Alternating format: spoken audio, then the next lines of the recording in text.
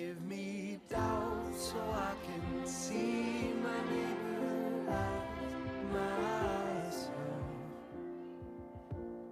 Give me doubt so I can lay all my weapons on the ground. When the armor of God is too heavy for peace, give me doubt. Give me doubt. Give me doubt.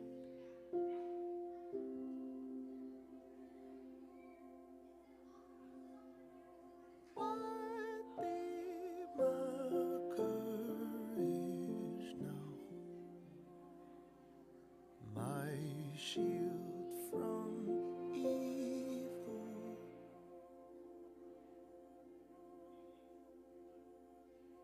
Love be my courage now. I shall not fear. You turn wine into water, 'cause I'm tired and thirsty from death. My face furrowed and weathered.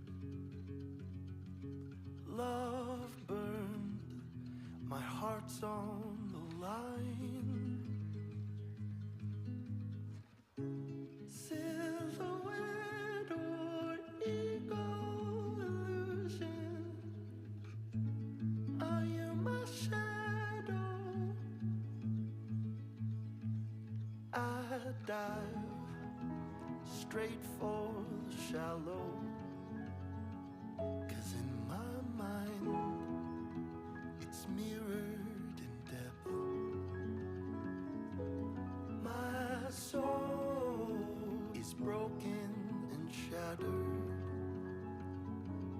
needs time to heal and to mend. Silhouette or eagle illusion, I am my shadow.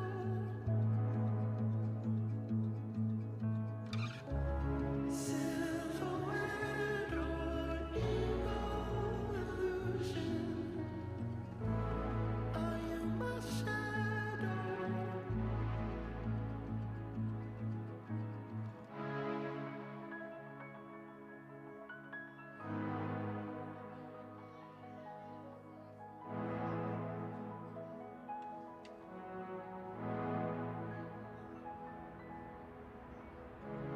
I'm waiting, still searching.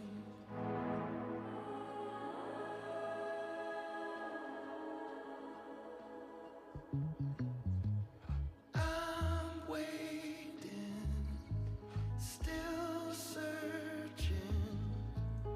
Was that you reaching out? Was that you reaching out? I'm waiting, still searching. Was that you reaching out? Was that you reaching out?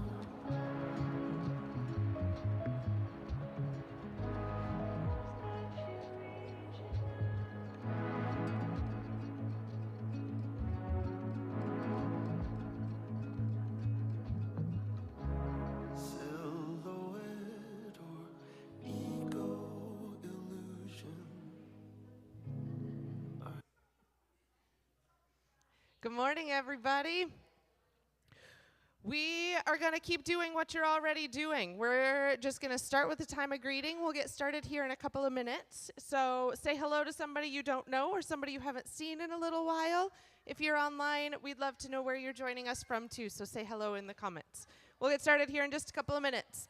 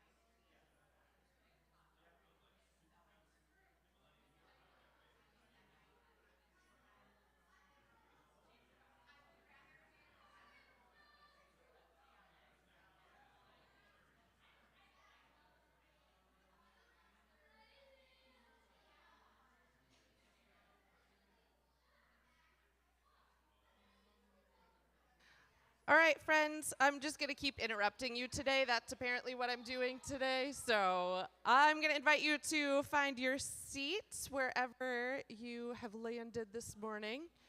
There's like family split half and half on sides. I'm so confused today. Can't do it. Can't do it. All right. Yep, I see. It's happening. Good to see you all here this morning. I know for some of you it was back to school week. For others of you it will be back to school week. There's different emotions felt about all of those things. We're going to do a blessing for the school year a little later in the service. So that is coming here. But we are glad that you are all here this morning as we enter into a new season yet again.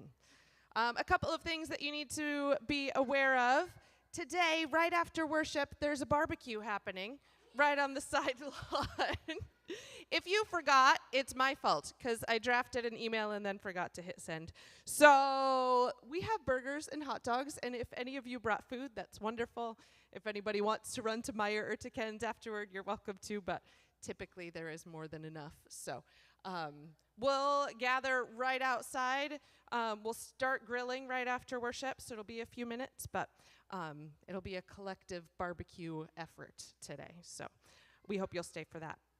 Nothing planned for that other than eating and sharing each other's good company, okay? So we hope you'll stay for that.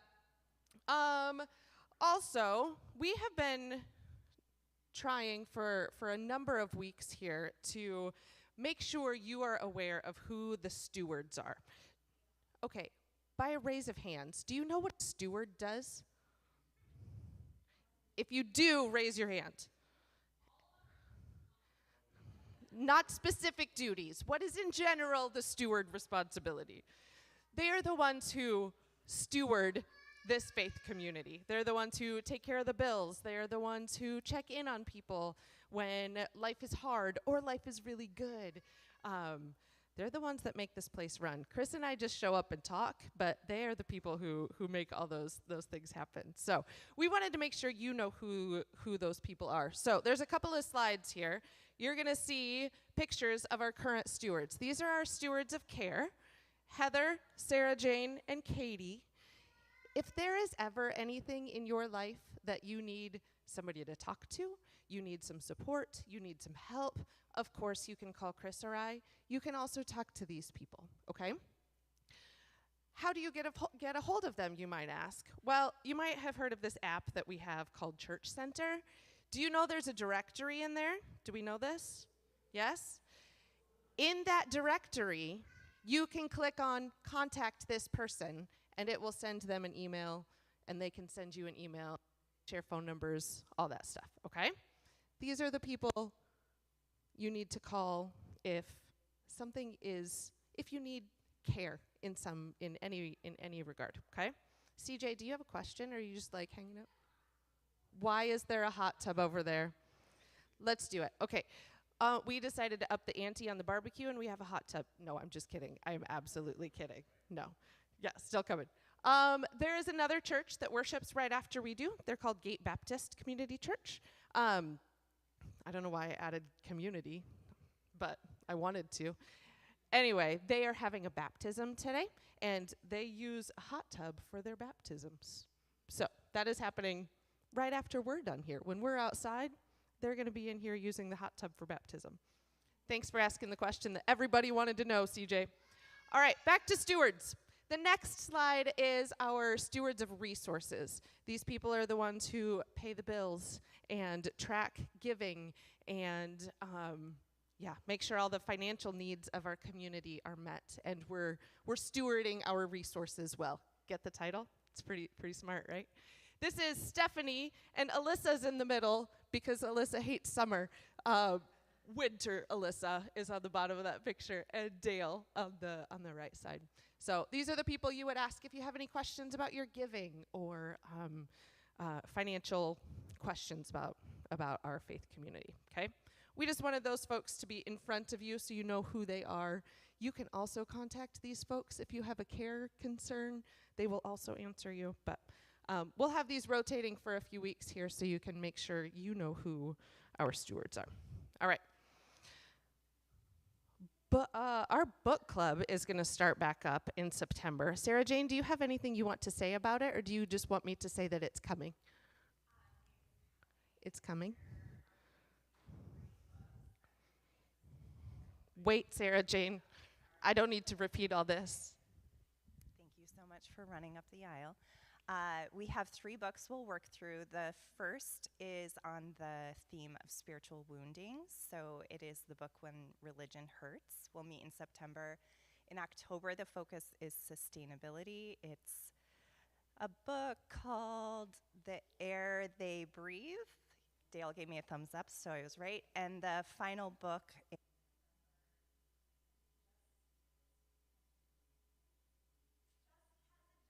Focus. And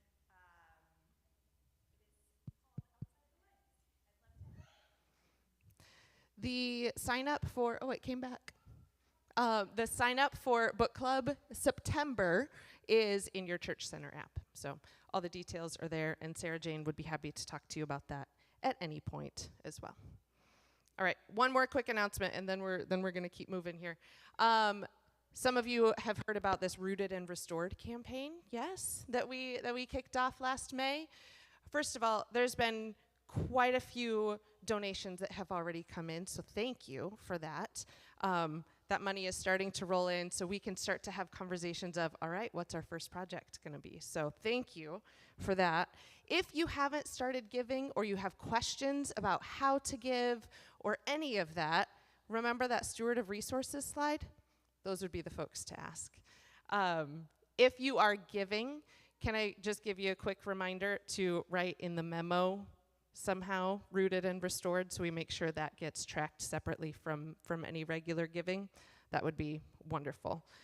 Thank you, thank you, thank you. You are a people of great generosity, and it is a gift to be with you in all things. So, all right. We're going to keep moving here. That's a lot of stuff to process, right? So can I invite you all to just take a deep breath and let it out. We all come in here carrying something, right? Whatever our week held, whether it was great or horrible or both or somewhere in between, we come in here carrying something. We want to acknowledge what is present here in this room. So you all are going to write the call to worship today, okay? I'm going to invite you to speak out loud a word or a short phrase about what you're carrying into this space. And then we're going to name those together in our call to worship. And you're going to have a line that says, all are welcome here, okay? But first, what is present in this space? What are you carrying in here? Monroe is carrying something. We heard that. We don't know what that word is, but what are you carrying into this space?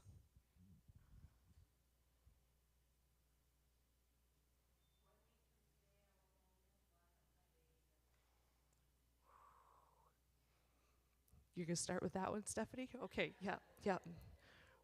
Bringing babies to college and the shift, the transition in seasons, right? Yeah.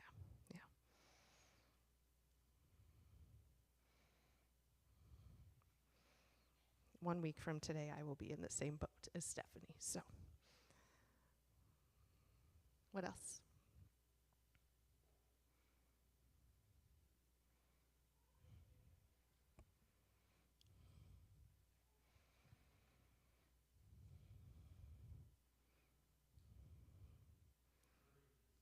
Hurriedness. Thanks, Jeff.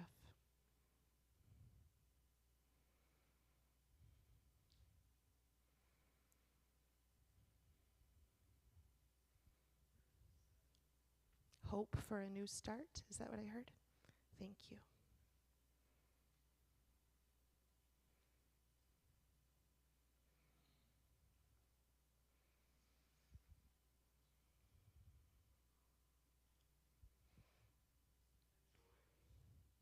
Joy over here. Joan, what was yours?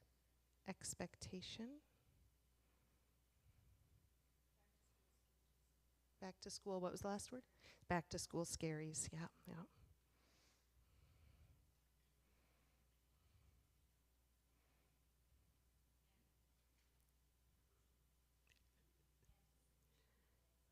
Anticipation and anxiety. Go ahead, Neil.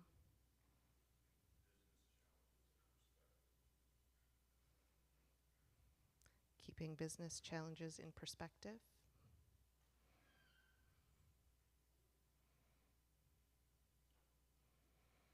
Anybody else? New beginnings.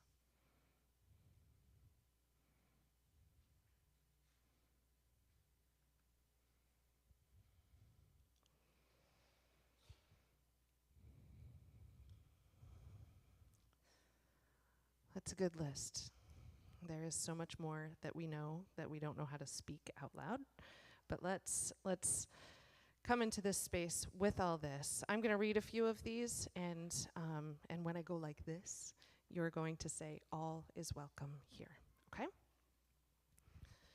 God, we come into this space holding so very much. We hold a hope for a new start. We hold the hurriedness. We hold this moment of transition in new seasons and bringing kids to college and transitions in our home. All is welcome here. God, we come with joy, with expectation, with anxiety and anticipation. All is welcome here. We come holding new beginnings. We come holding back to school scaries. And we come hoping to keep business challenges and other life challenges in perspective. All is welcome here. God, we come with all of these things and so many more that we have not named. And we know that you are a God that can hold it all. We know that we can hold all of these things together. And we know that all is welcome here. Amen. That's half of the call to worship. That's what we're bringing in. I'm going to give you just a second to quietly reflect and say, what do I need? What is it in this moment that I need? And to set an intention for this time and this gathering. So take a few moments here to think about that question.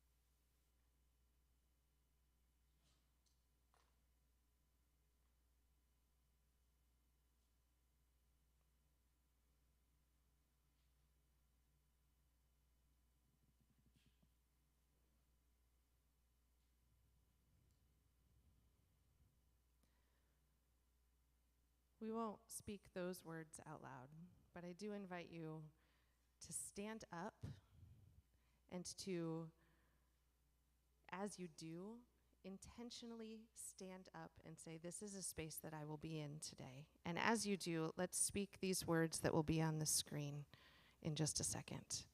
Ready? I am here with you. God is here with us. This is holy ground. Let's sing those words together.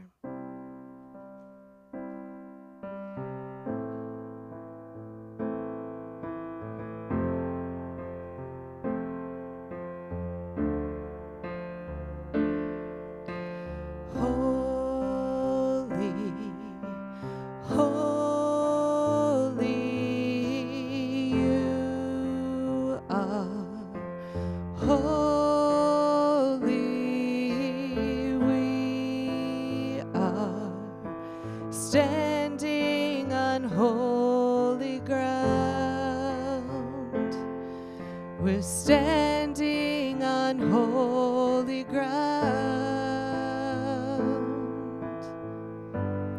Let's sing those words again together. Holy, holy, you are. Holy, we are. Standing on holy ground. We're standing on holy ground. One more time. Holy, holy, you are. Holy, we are. Standing on holy ground. We're standing on holy ground.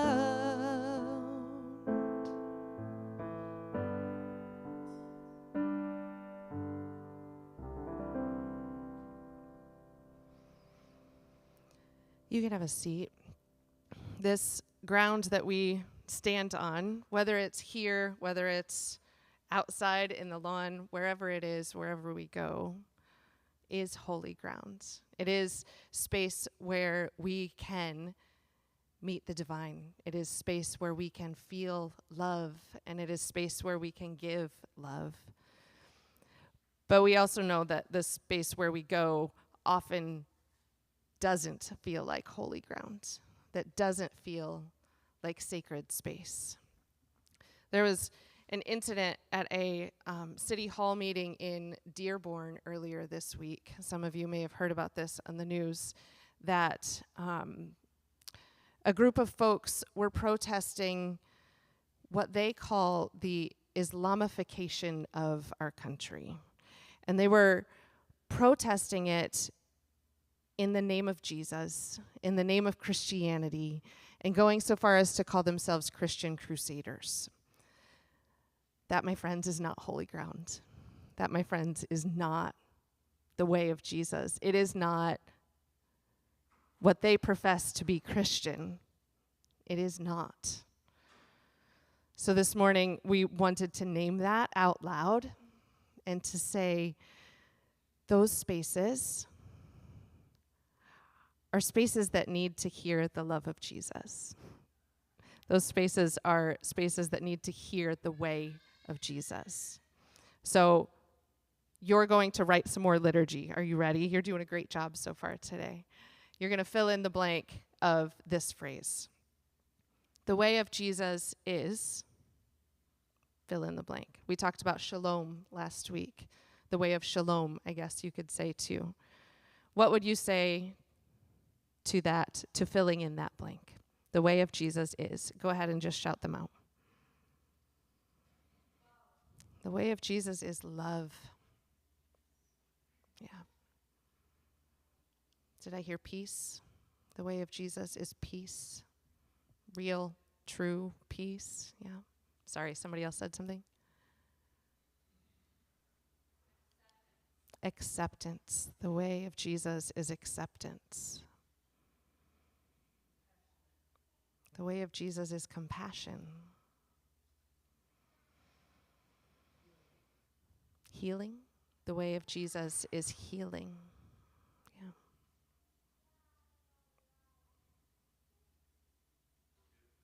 The way of Jesus is forgiveness.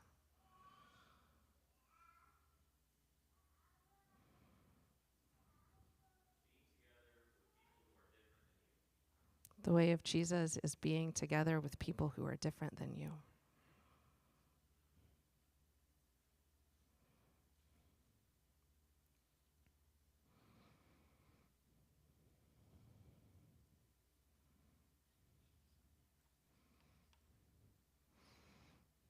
You all are pretty great liturgy writers. Well done. The way of Jesus is love. Let's sing those words one more time. This holy ground words as a reminder of wherever we go can be holy ground if we bring those things that you just mentioned wherever we go. Holy, holy you are. Holy we are, standing on holy ground. We're standing on holy ground.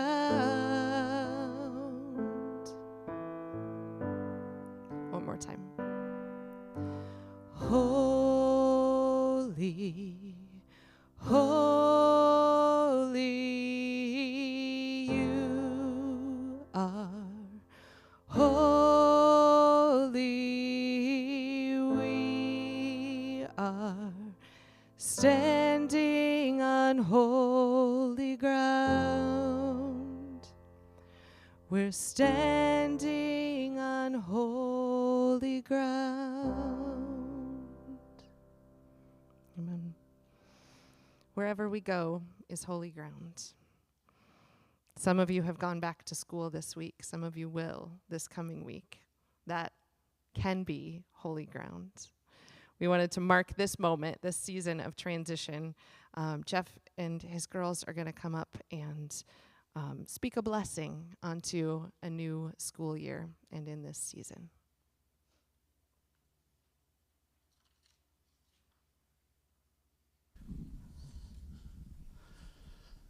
Teresa asked me to bless the new school year, and I actually have 3 blessings for you. And Paige and Ellie are going to help me as we go through these. So, the first blessing is for those of you who are students, those of you who either have or will go back to school in the next week or so. Yeah, ready? Okay.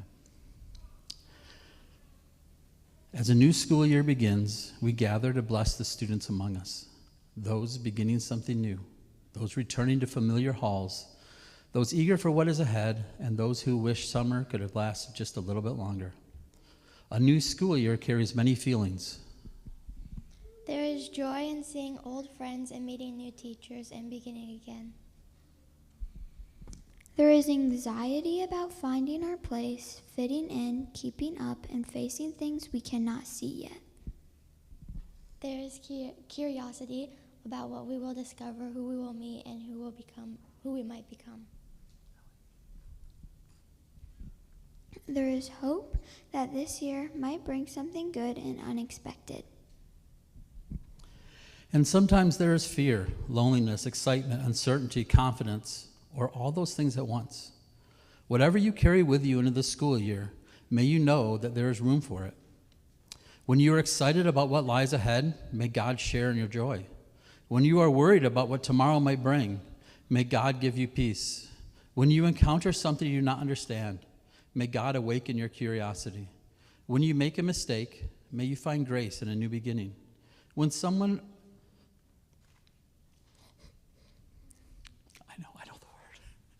When someone around you feels alone, may you have the courage to notice and the kindness to reach out.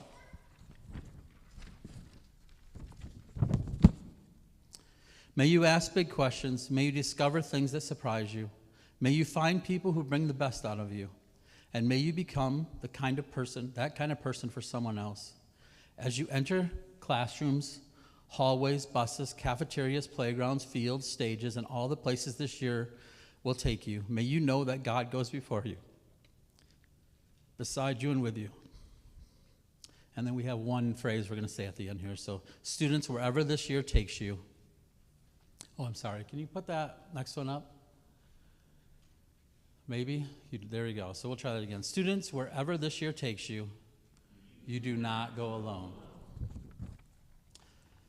I'm going to do this. Paige and Ellie are going to lead us in the next blessing, and that's the blessing of teachers and school workers.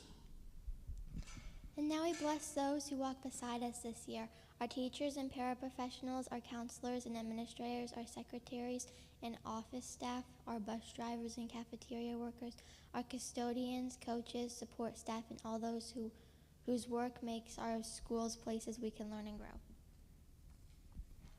You begin this year carrying many feelings too. There is excitement for a fresh beginning. There is hope for the students you will meet and the community you will build. There is curiosity about what this year might become. And there may also be worry, exhaustion, uncertainty, or a quiet question of whether you will have enough patience, enough wisdom, or simply enough of yourself to give. So today we bless you too. When the work feels meaningful and joyful, may God share your joy. When the day is long and your patience is short, may God renew your strength. When a student is struggling and you do not know what they need, may God give you wisdom and compassion. When plans fail, lessons fall apart, or the unexpected changes everything, may God give you grace to begin again. When the work you do seems to go unnoticed, may you know that your work matters. May you see the child behind the behavior, the possibilities behind the struggle, and the gifts within every student entrusted to your care. And may you remember the power of the small things, the encouraging word, the second chance, the moment spent listening, the smile at the doorway, the patience to explain it one more time, the act of letting a young person know, I see you, you matter, I'm glad you're here. These moments may not appear in a lesson plan, a report card, or a school improvement goal, but they may be the moments a young person remembers for the rest of their life.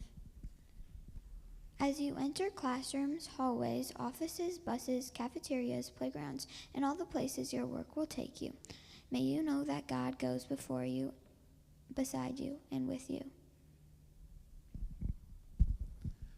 Can you put up the phrase again? Yeah. So teachers, paraprofessionals, and all who serve our schools, wherever this year takes you, do not go alone. And the last one I wrote from my wife, but for all of you people who live with someone who's going to school, and even though your physical body doesn't go into school, like your heart does every single day. And so this is a blessing of those who love them. I ain't getting through this. We'll try. Here we go. And we bless those who love the students and educators we send in this school year. Parents, grandparents, spouses and parents, siblings, spouses and partners, siblings, family, and friends. Those whose schedules change when the school year begins. Those who pack lunches, arrange rides, adjust calendars, and ask, how was your day? Those who celebrate the good days and carry some of the weight of the hard ones. When you share in our excitement, may God share in your joy. When you carry worries that we will never know you carry, may God give you peace. When you cannot fix what is difficult for someone you love, may God give you the wisdom to know when to help, when to listen, and when to simply be present. May you have patience as familiar rhymes change. May you find grace in hurried mornings, busy evenings, changing schedules, forgotten papers, practices, homeworks, and all the ordinary chaos a school year can bring. May you celebrate their victories, make room for their disappointments, and remind them that they are loved not because of what they accomplish, but simply because they are yours to love. And as you walk beside the students and educators you love, may you remember that you are part of this journey too. And then the last line again, wherever the school year takes those who you love, and wherever it takes you, you do not go alone.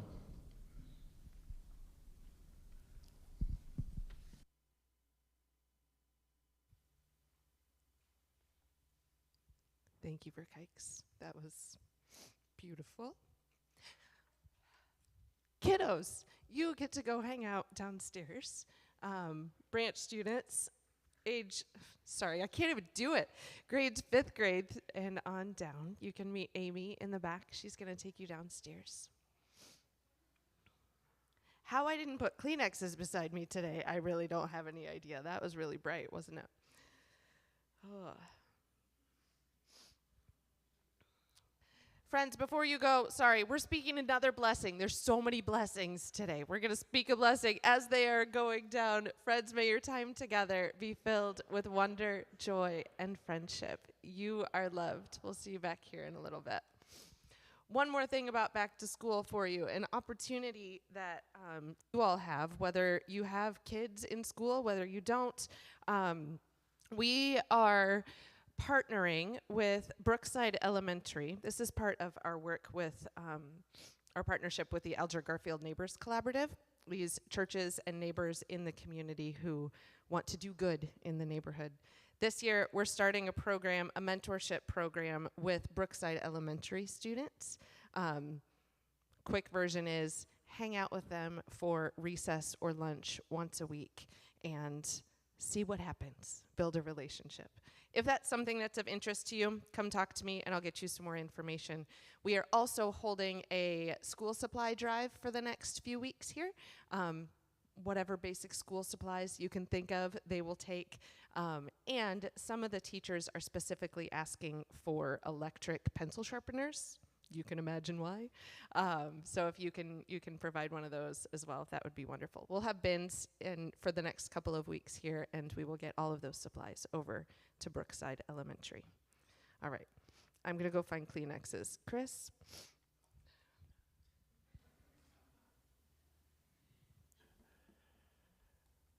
What a gift to together create a liturgy and to hear each other's voices, to cry together, to hope together.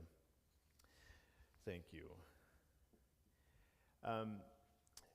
We've been just starting last week, and for this Sunday and next Sunday too, we're taking a few weeks here to consider some questions that you all have asked.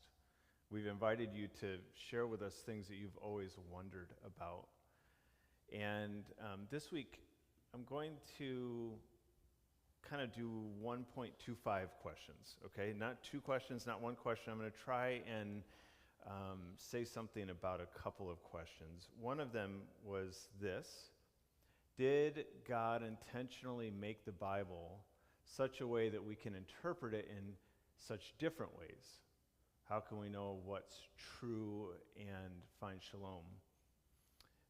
There's a lot here in this question. This is the 0.25 question that I'm going to cover today, actually kind of at the end. I'm going to say a few words about. And I might come back to it next week because it overlaps in a way with a different question about the Bible. The question we'll spend the bulk of our time on is this one: why do so many American Christians unilaterally support the nation of Israel, even to the point of funding their military? I did not submit this question, in case you're wondering. And if you don't know, for a couple of years I worked in our denomination on peace and justice work in Israel and Palestine. And so this is a question that, I don't know, if someone was trying to offer me a nice softball to hit, when I saw this come through, I was like, perfect, I will take that one. Certainly a relevant issue today, and I think it's a worthwhile question, not only for the kind of implications of our world and our politics, but also because it speaks to some larger issues that we'll get to here right away. Let's start though with just making sure that we understand the question, or that we understand some pieces of it. Why do so many American Christians unilaterally support the nation of Israel? Is that true? Let's start there.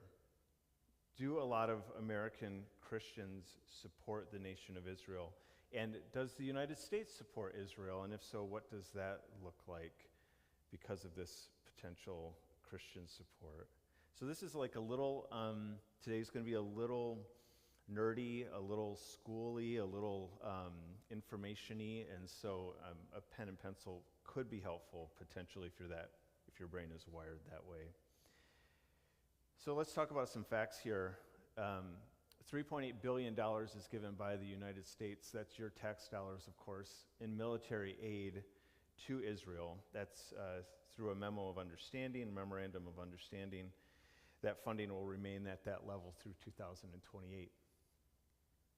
Since October 7th, which is when Hamas broke through the barricades in Gaza and killed over 1,700 Israelis, since then, the United States has provided Israel with $21.7 billion on top of the $3.8 that we had pledged previous to that. When you look since 1948 is the date when Israel became a nation state. The United States has given that number, $174 billion.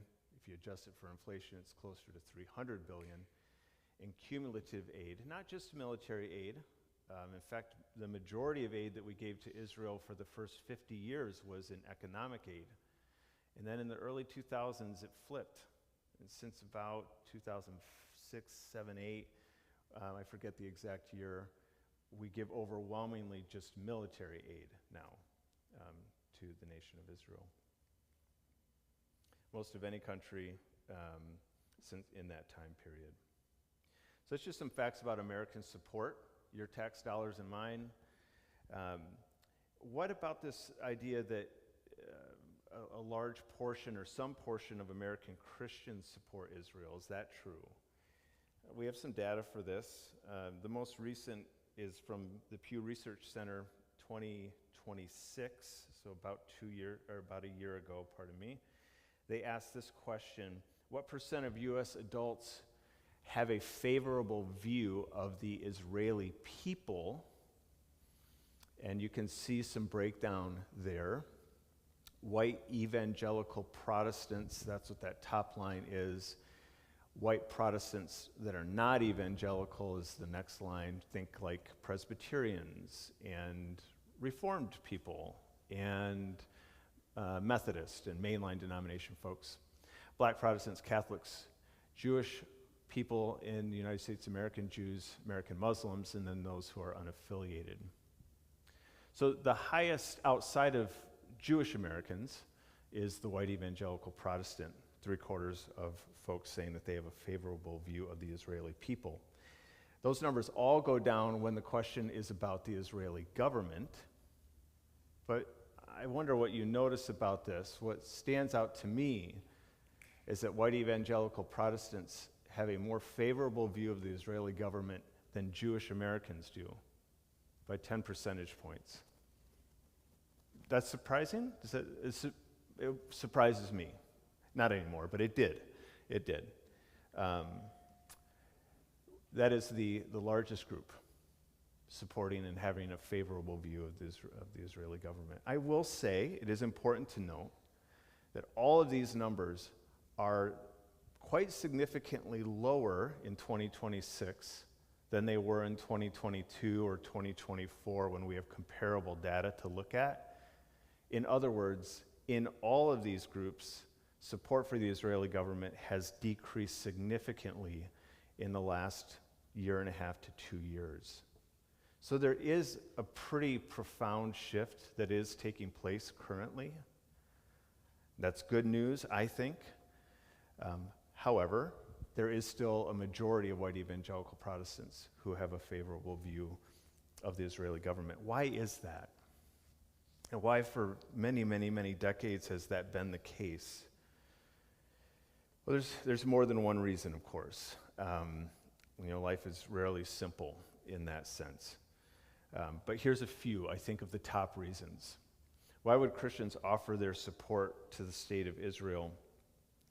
And one, I think, has something to do with what I'm calling a post-Holocaust reckoning. After World War II, people in the United States in general, and Christians specifically in the United States, had to really come to grips with the fact that Christianity, so think this is like mid-40s, 1940s, late 1940s, Christianity really had some pretty ugly anti-Semitic parts to it. If you think about it, Jews in the story of Jesus, especially at the end of his life, Jews are the villains, or they could be portrayed that way.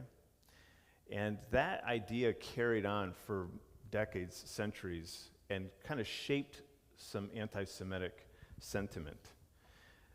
So after seeing the suffering of the Jewish people in the Holocaust, a lot of American Christians had sympathy for the Jewish people, a newfound sympathy. They had a reckoning of their own anti-Semitism. And I think there was just also a reckoning around the world allowing the Holocaust to happen in the first place. And so, well, gosh, of course we should support the nation of Israel. It was kind of like, how could we not, after all that has happened to the Jewish people? A potential second thing is just the geopolitical, strategic location of Israel. You might hear people say they're the only democracy in the Middle East. We have to support them.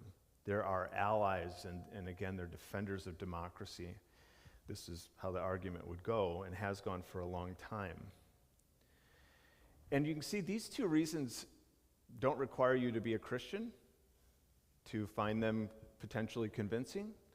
But many Christians do look at those two reasons and find them convincing, and therefore support the state of Israel. The other two that I'm going to mention, though, are kind of Christian-specific. One would be the Abrahamic covenant. If you want to open a Bible to Genesis 12, you'll read this place where God says to Abram, "Those who bless you, I will bless. And I will bless you, Abram, so that you can be a blessing to the world. But those who bless you, I will bless." And so the thinking is, hey, if God blessed Abraham, who was the beginning of the Jewish people, and said to Abraham, "I'm going to bless anyone who blesses you," well, then guess what? We should probably make sure we're on the side of that blessing. And we should bless Israel as well. It's fairly simplistic, but it's fairly simplistic for some folks. It's like, listen, this is just as straightforward.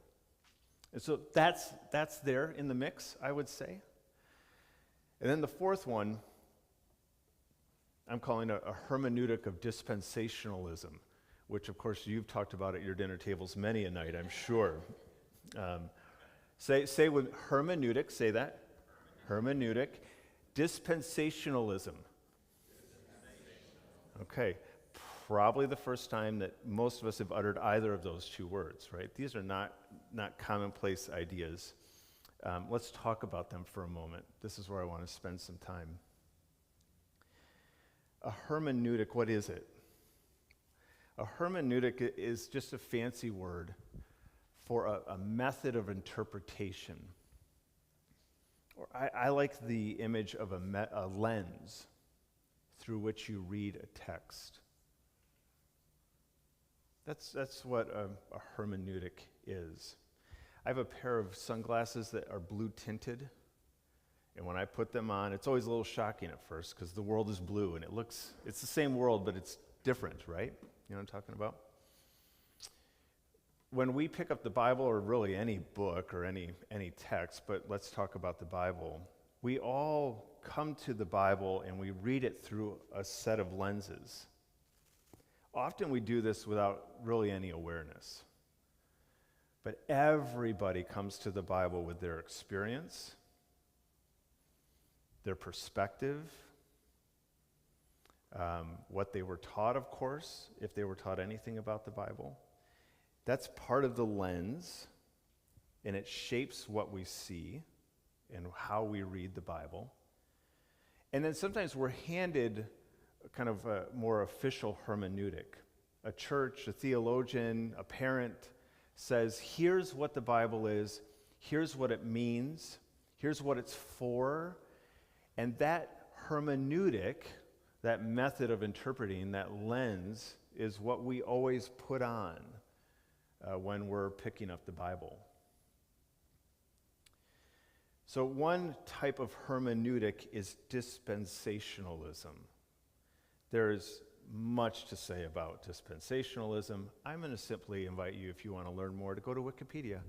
It's a pretty good article, actually.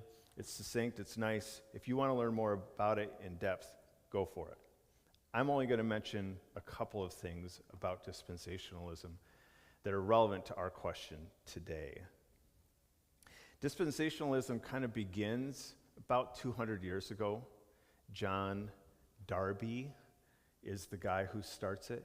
Anybody from like the Plymouth Brethren background or know about the Plymouth Brethren? Steve, I remember that conversation. Stephanie, yeah, my wife, her family. This is a denomination that starts with Darby, okay? But Darby's reach is far, far much wider than just the Plymouth Brethren. Here's one thing that Darby argued for, or something that he taught. Number one, he just said, you need to read the Bible literally. And he wasn't the first person to do this, but it becomes more popular with him. Pick up the Bible, what it says, it says. It's pretty simple in that way. And so, in terms of Israel, Darby saw Israel as God's earthly people who were given unconditional, eternal promises regarding the physical land, the land of Israel. Okay? Up until Darby, and after Darby too, the predominant view was that when the church came along, when Jesus came and then Christians were a thing and this thing called the church started to happen, that some of the things that God had said to Israel in the Old Testament didn't apply anymore. And so, yeah, God had promised Israel a land, and they inhabited that land for a while, but when the church came, the promises shifted, the covenant changed. We're not going to get into the weeds here, but they didn't carry over. The promises that God made didn't carry over. And Darby's like, no, read the Bible literally. The Old Testament says that they'll have the land. They're going to have the land. So that's one thing that he does. It's a pretty important thing. The next thing Darby does is come up with this idea of the rapture. Not really, again, the first person, but Darby popularizes the idea that one day all of the Christians, in the blink of an eye, are going to be taken to heaven. And this is going to happen before the world descends into chaos for 1,000 years. Okay? And Darby gets this from literally reading the Bible. There's one place in the book of Revelation that talks about 1,000 years. And Darby's like, but it's here, and this is what it means, and case closed. This is what's going to happen. The rapture is going to happen, but in order for the rapture to happen, Israel has to take back its land. That promise has to be fulfilled. Okay? And, key point, the temple has to be rebuilt.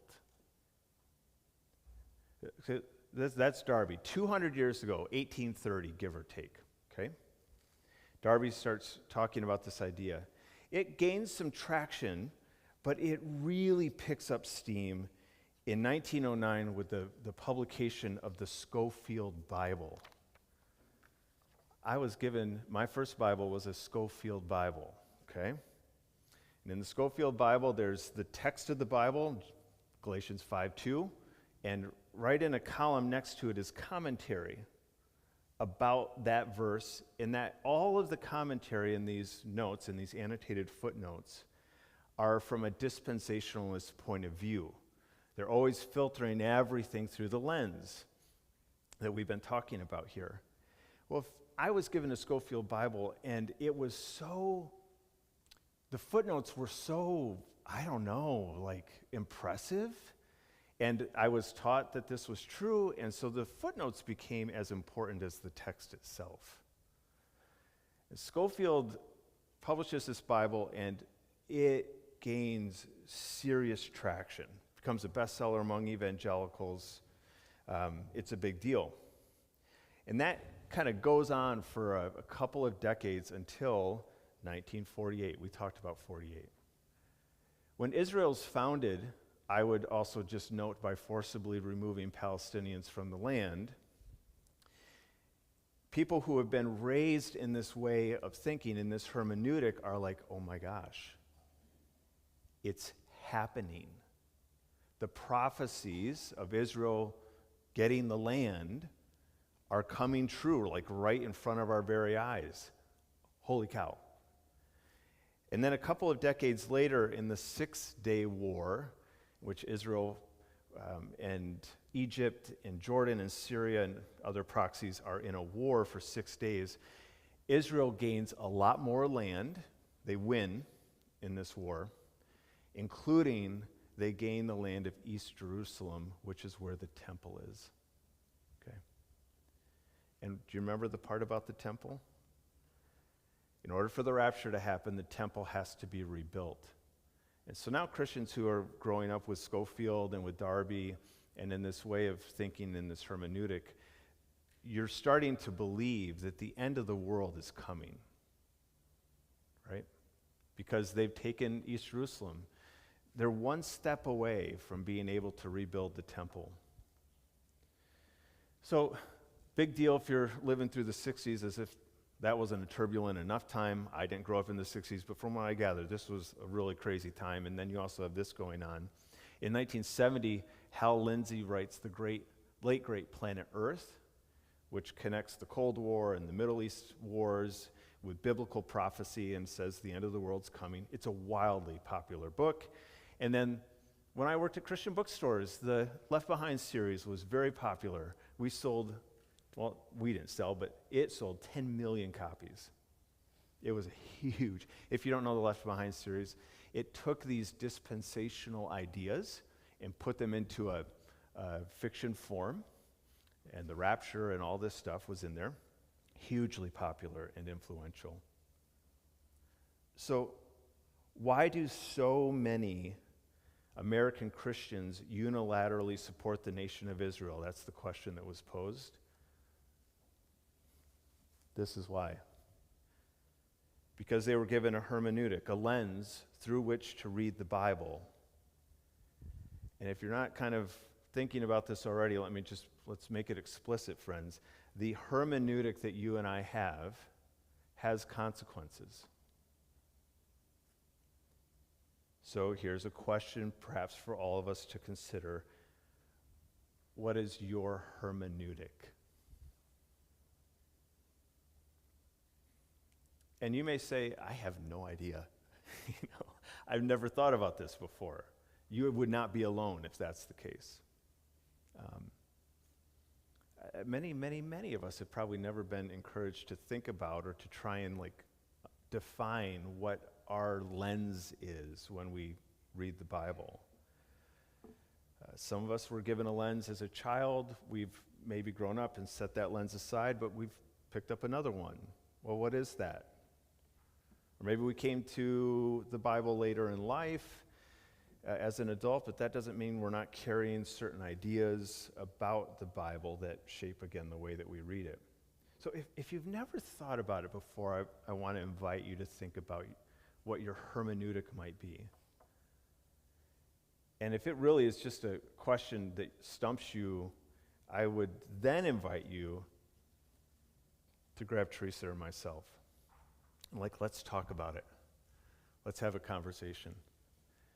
If I hear from enough people, I thought this week, I wonder how many people would be interested in a dialogue about hermeneutics and their hermeneutic. And if there are enough people who would like to maybe grab a few cups of coffee and talk about this more, then let me know. Let us know, and maybe we'll do something together.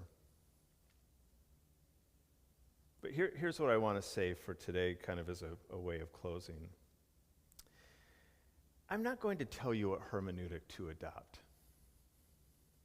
Sorry. But I do hope that whatever hermeneutic you choose, and we all have one, It will be a hermeneutic that always, always leads you to deeper love. And I know that may sound cheesy or overly simplistic, but Jesus says that love is what matters, period. And so if your hermeneutic, if the lens that you have on when you read the Bible is not helping to transform you into a more loving, kind, gentle, generous human being, then it's the wrong hermeneutic.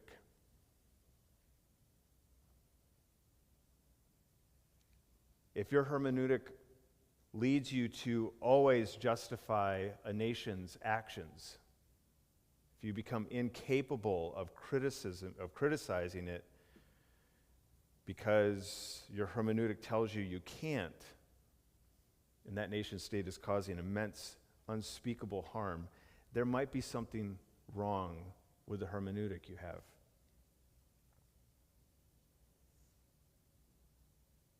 If your hermeneutic is hyper concerned about the rapture, like mine was growing up, that was the hermeneutic I was giving. I read the Bible trying to figure out how we were going to get out of here and when. I, because of that, grew up thinking that the earth was kind of an expendable resource. So if that's the case, if that's your hermeneutic, well, then you're probably going to you're probably not going to support policies that are environmentally minded, because what's the earth? What does it matter? It's all going to burn anyway. You're not concerned with loving this created world that God has made. Well, if that happened to be someone's hermeneutic, I would suggest then they have the wrong hermeneutic, because it's not a hermeneutic of love. That's the test. I mean, the question that the person asks is, how can we know? And I think they underlined know. Like, how can we know what is true? Well, I don't know exactly, but I do know that love is true.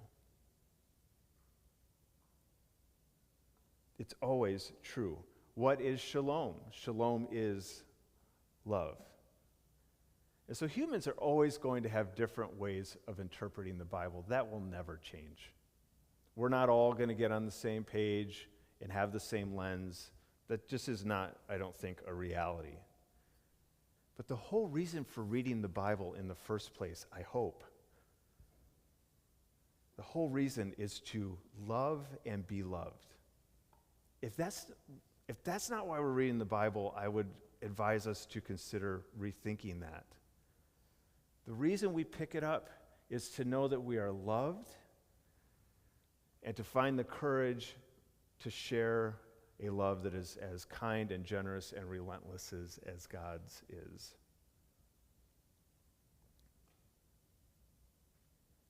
So what is your hermeneutic?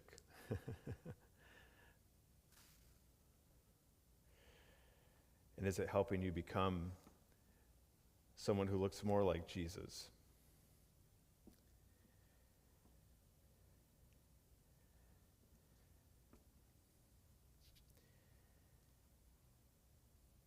Our hermeneutics have consequences, They shape the way we see the world. They shape the way we think and act. They really matter, even though maybe a lot of us have never thought all that explicitly about them. But I hope maybe today, now you might begin to think about it, and again, you'll find Teresa or myself if you'd like to have a conversation. Hermeneutics are ways of thinking. They're ways of thinking about something. Sorry. When we come to this table, we're doing some thinking too. We're thinking and remembering.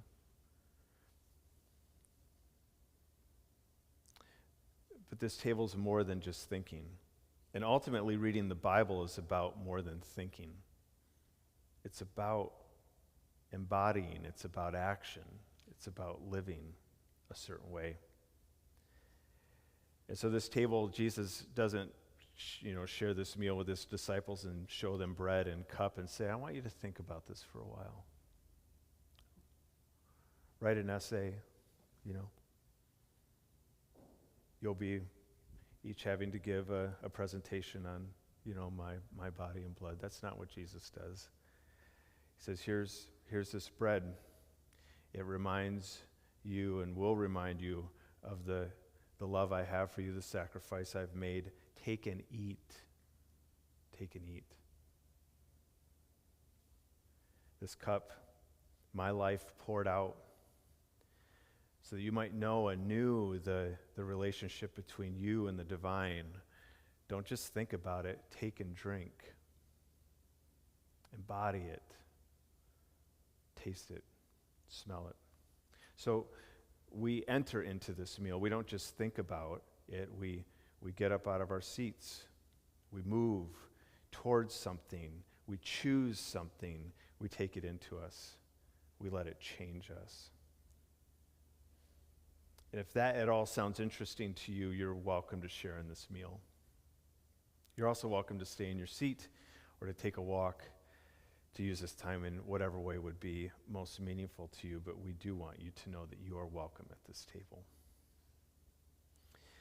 We'll have a few folks up front here serving bread and cup and a gluten-free option, and in the back we'll have a couple of people doing the same. You can go to either place, and they'll place bread in your hand. You can take one of the cups from the tray and bring them both back to your seat. We'll eat and drink them together in just a moment. If you're at home, I hope you will find something akin to bread and cup, and you will join us as well where you are. I need some folks who are able to help serve this morning.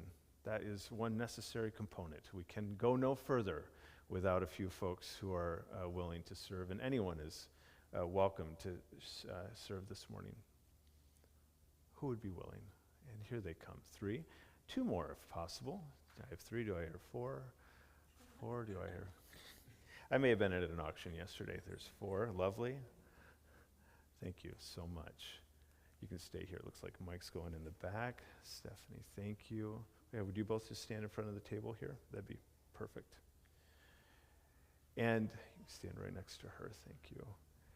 Friends, these are the gifts of God. For the people of God, we invite you to come and share them together. Amen.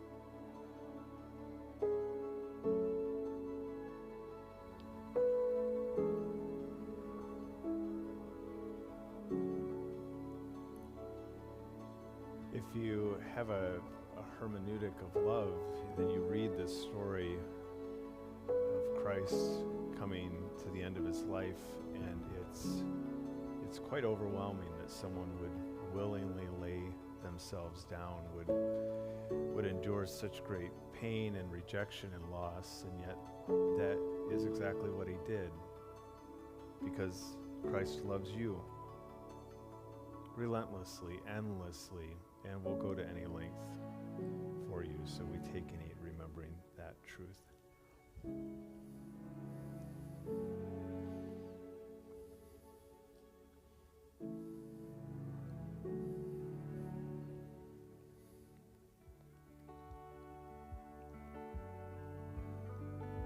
And we drink this cup, we let it get into us, we taste it, we smell it, so that it would propel us forward, so that not only would we think about the way in which Christ poured himself out for us, but so that we would embody that same love and pour ourselves out to others. Let's take and drink.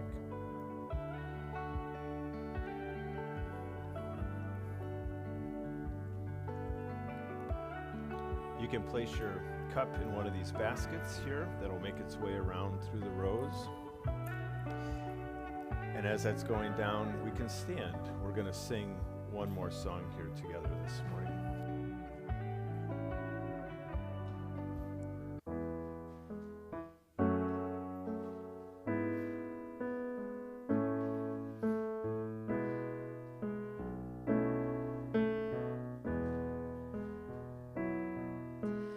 Lord, make me an instrument of peace, an instrument of peace. Lord, make me an instrument of peace, an instrument of peace. Where there is hatred, let me sow love. Where there is darkness, let me sow light. For in the giving we shall receive, and in the dying we're given life. Lord, make me an instrument of peace, an instrument of peace. Lord, make me an instrument of peace, an instrument of peace. Where there is sorrow, let me sow hope. Where there is doubt, let me sow faith. Where there is injury, your pardon give, your consolation to those in pain. Lord, make me an instrument of peace, an instrument of peace. Lord, make me an instrument of peace, an instrument of peace.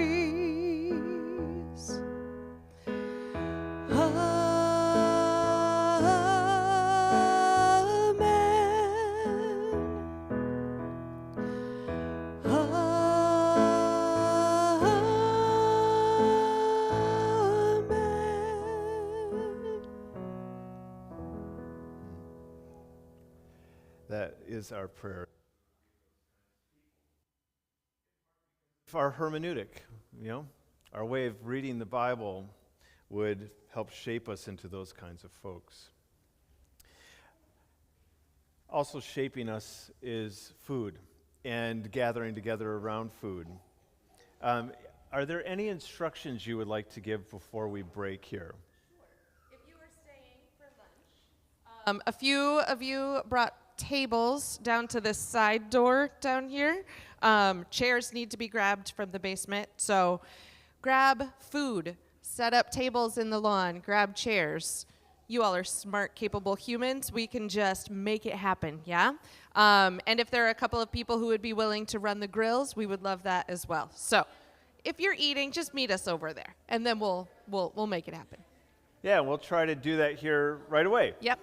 So, like, we can take our conversation outside, grab tables and chairs. Head Let's outside. enjoy some good food together. All right. Go in peace. Love you all. See you.